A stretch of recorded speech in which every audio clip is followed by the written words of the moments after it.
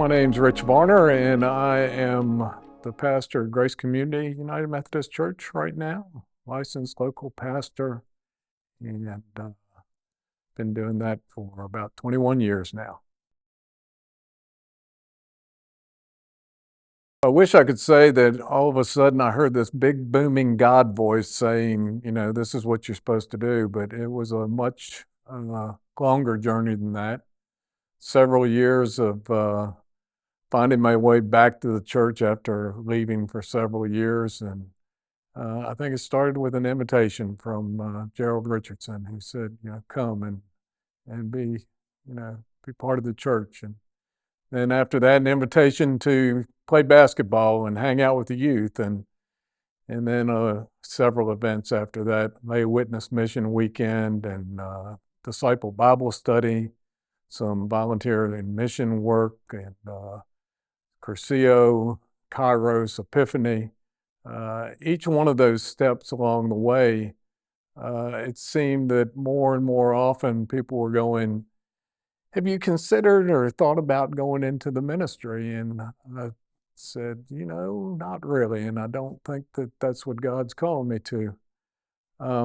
But still, I had this curiosity because, people kept asking why in the world were they doing that.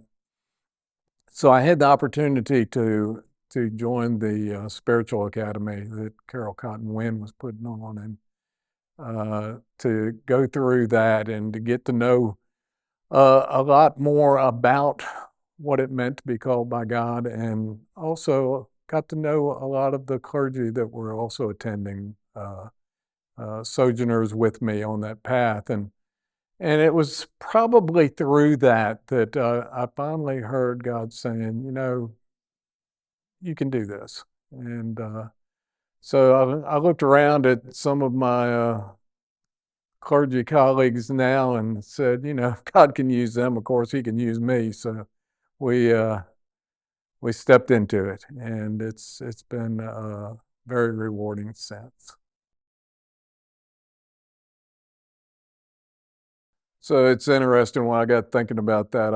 I've dealt with a lot of folks and families that have had to deal with dementia and Alzheimer's and some of those things. And so when you said a story we'll never forget, I thought, I hope that I never forget a lot of the stories. One of them that stands out right in that realm was when I was at Keithville. One of my members there, Bill, was just diagnosed with Alzheimer's, and I was having a conversation with him, and he said, my brother died of Alzheimer's, and he says, it's not something I look forward to. He said, but my brother reminded me that, it's not so bad because every day you meet new people. And so I thought, it's that attitude of looking at things with a positive outlook that gets us through, and it's really what supports us, that it's going to be all right. And I think that another one, I mentioned the spiritual academy, and of course with the passing of John Wynn recently, I'd recall a time when we were here for a weekend. And I was on the team helping Carol. It was my second year. She brought me back, I think, for remedial training. But they were getting ready to do communion, and Carol was reading the liturgy, and John was assisting her. And every time that we got together, Anita Dinwiddie would make homemade sourdough bread, so that we could have it for communion. And apparently that weekend, it didn't get put up properly. And so when John took the bread and raised it up above his head and broke it, it exploded. And crumbs went everywhere. And John just stayed very stoic. He kind of brought it back down and set it on the table. And Carol's freaking, what are we going to do? What are we going to do? And I jumped up and ran over to the other building and grabbed some pita bread that we had and came running back with it. And John was never flustered. He just took the bread and continued on. Carol just had this look of relief on her face that, it's going to be all right. And it's moments like that. It's things that did in mission trips and whatnot, and some of the disaster relief, and sitting at bedsides with folks.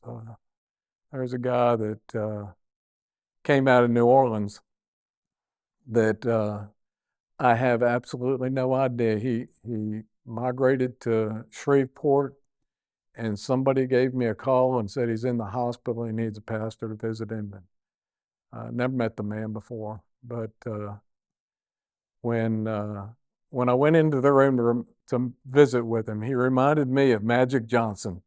It was the smile. He had this huge smile, and he's sitting there basically dying of lung disease. He'd walked out of New Orleans carrying his oxygen in waist-deep water as he made his way out. And even though he was sitting there dying, he had hope, and he had a big smile, and he knew that God was with him and it was going to be okay. And sometimes I think through our ministry, it's those that we are ministering to that minister the most to us.